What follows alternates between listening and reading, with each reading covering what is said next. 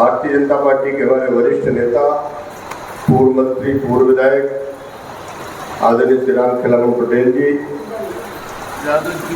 जिला भारतीय जनता पार्टी मैहर के महामंत्री आदरणीय विश्वनाथ तिवारी जी, बहन पूनम कुशवाहा जी, कार्यकर्ता भाइयों बहनों मित्रों, हर कार्यकर्ता को इसको गर्व करना चाहिए। केंद्र में फिर से तीसरी बार मोदी जी के नेतृत्व में सरकार बनी है। ये भी भारत के आजाद इतिहास का एक अभूतपूर्व ये इतिहास है। नेहरू जी को मिला था मौका तीसरी बार प्रधानमंत्री बनने का। 2024 का चुनाव भारतीय जनता पार्टी के विचार को कैसे स्थायी रूप से इस देश में लोगों के बीच में पहुंचाया जाए, ये इसका चुनाव है। नेहरू जी के जमाने में और चलते चलते मनमोहन सिंह के जमाने तक देश कहां गया? देश समस्याओं में उलझा रह गया। कठिन से कठिन परिस्थितियां देश के सामने आई, किसी का समाधान नहीं, लोगों में निराशा आ गई। ऐसी स्थिति में भारतीय जनता पार्टी के विचारधारा को देश की जनता ने मुहर लगाई। श्यामा प्रसाद मुखर्जी जी ने, पंडित दीनदयाल उपाध्याय जी ने, अटल बिहारी वाजपेयी जी ने, ऐसे अनेकों वैचारिक नेताओं ने एक नई विचारधारा को लेकर के देश के सामने प्रस्तुत हुए। मोदी जी ने आकर के उसको एक विशाल रूप दिया। आज भारतीय जनता पार्टी दुनिया का सबसे बड़ा दल बन गया और सरकार भी मोदी जी ने ऐसी चलाई कि विरोधी से विरोधी लोग भी इस बात को कहते हुए सुनने में आ रहे हैं कि सरकार तो अच्छी चल रही है। लेकिन इस चुनाव में जिस तरह से पूरा भ्रम पैदा करने का प्रयास हुआ, एक ऐसा नैरेटिव बनाया गया कि मोदी जी तो अब की बार 400 पार इसलिए मांग रहे हैं कि बाबा भीमराव अम्बेडकर जी का संविधान बदल देंगे। 400 पार इसलिए बात कर रहे हैं कि इस बार आने के बाद अब देश में कभी चुनाव नहीं होंगे। तीसरी बात, अनुसूचित जाति जनजाति ओबीसी का आरक्षण हमेशा के लिए समाप्त हो जाएगा। कांग्रेस ने और उनके सहयोगी दलों ने ये पूरे देश भर में सुनियोजित तरीके से नीचे तक पहुंचाने का काम किया।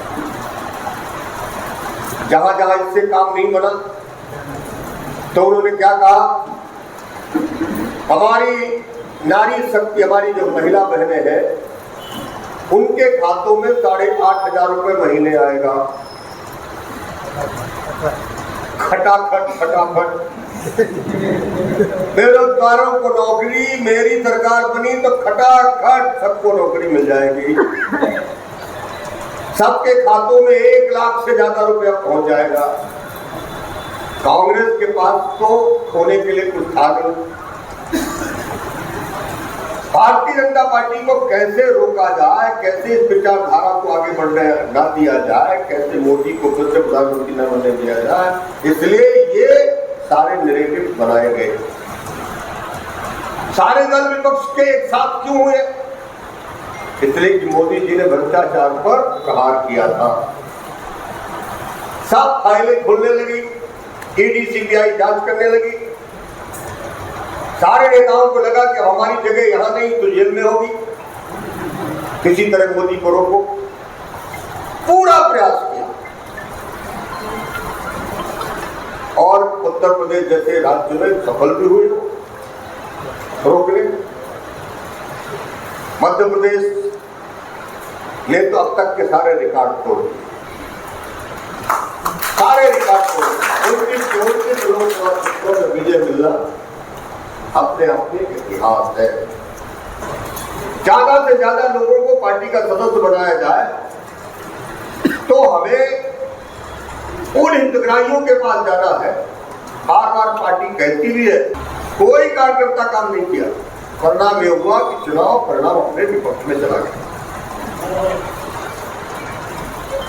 भारतीय जनता पार्टी के कार्यकर्ताओं के बात को सोचना पड़ेगा कि जब हमारी सरकार अच्छा काम करती है, लोग वाहवाही करते हैं, लोगों का जीवन स्तर बदलता है, दुनिया में प्रशंसा होती है, तो कैसे हम उसको वोट में कन्वर्ट करेंगे?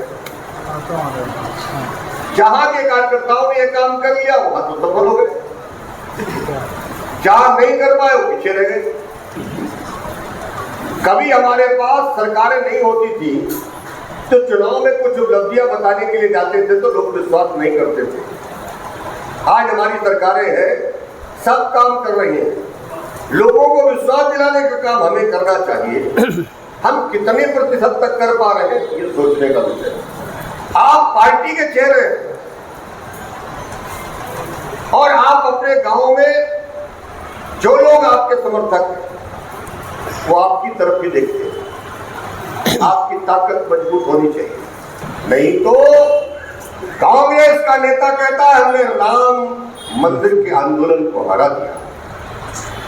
सुना आप लोगों ने? सुना? खून खोला होगा कि नहीं खोला? राम मंदिर आंदोलन को हरा दिया। अरे जब मान लो हम चुनाव हार गए तो राम मंदिर का आंदोलन हार गया। ये तो विचारधारा पर हमला है, हिंदू हिंसा, ये विचारधारा पर हमला है। हम आरक्षण खत्म कर देंगे, हम संविधान बदल देंगे। अरे जिस भारतीय जनता पार्टी ने सौगंध खाई है राष्ट्र सर्वोपरि, सभी ग्रंथों में बड़ा संविधान है हमारा, सिर माथे में लगाते हैं, उस पार्टी के बारे में बोला जाएगा संविधान बदल देंगे और जनता मान लेगी। ये कहीं ना कहीं हम कार्यकर्ताओं के लिए चुनौती है। कांग्रेस ही झूठ फैलाएगा, जनता मान जाएगी, हम सच नहीं बता पा रहे, पार्टी का नुकसान हो गई होगा, हारेगी पार्टी। आज ये चिंतन का समय है। जो नैरेटिव फैलाया जा रहा है कांग्रेस के द्वारा, उसकी काट भारतीय जनता पार्टी के कार्यकर्ता को गली गली में देनी पड़ेगी। ये झूठे लोग हैं। किसानों का कर्जा माफ कर देंगे, सरकार आती है भूल जाते। बेरोजगारों को भत्ता दे देंगे, सरकार आ जाती तो भूल जाते। बेरोजगार नौजवानों को गुमराह करने के लिए अनेकों प्रयास चल रहे हैं पूरे देश में। और ये ताकत अगर आप सोचो कि अकेले प्रधानमंत्री नरेंद्र मोदी जी ठीक कर देंगे, नहीं कर पाएंगे। भारतीय जनता पार्टी के कार्यकर्ता को आगे आना पड़ेगा। आप सोचोगे कि कलेक्टर हमें जिता देगा, एसडीएम हमें जिता देगा, थाने का टीआई हमें जिता देगा, गांव का मास्टर हमें जिता देगा, गांव का पटवारी और सचिव को जिता देगा, भूल जाइए, भूल जाइए। आपको जिताने का काम सिर्फ कार्यकर्ता करेगा, पार्टी की विचारधारा से जुड़ा हुआ व्यक्ति करेगा। उसके लिए ताकत बनाने की जरूरत है। चुनाव आता हम जातियों में बढ़ जाते हैं, हम बिरादरियों में चले जाते हैं, हम धर्म मजाब में चले जाते हैं। जिस पार्टी को आपने यहां तक लाने का काम किया उसको मजबूत बनाने की जरूरत नहीं है क्या? विधानसभा का चुनाव हुआ, हार गए, अच्छा नहीं लगा? लगा क्या? नहीं लगा। आप में से किसी को अच्छा लगा सकते? नहीं लगा। कभी महसूस हो रही कि नहीं हो रही? हो रही है। जब दरोगा नहीं सुनता जी, दादा का फोन आ गया, सचिव नहीं सुनता, विधायक जी ने कह दिया, लगता है ना चुप हो गए। और ये कहीं ना कहीं नुकसान राम खेला में नहीं कर रही, वो पार्टी का हुआ।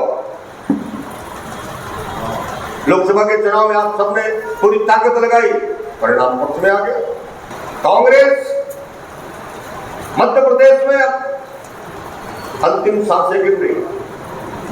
अगर इसको हवा मिलेगी, हमारी आपकी गलतियों के कारण हवा मिलेगी, ये समझने की कोशिश करिए। कमलनाथ का किला ढह गया, दिग्विजय सिंह फिर चुनाव लड़े, धराशायी हो गए। कौन नेता कांग्रेस का बचा हुआ जो लोकसभा में कहीं खड़ा हो पाया हो? नहीं। अब ये सही अवसर है, सही समय है, मेरे पास शब्द नहीं है। मैं आप सबका हृदय से बहुत बहुत धन्यवाद ज्ञापित करता हूँ। आप सबके प्रति आभार भी व्यक्त करता हूँ।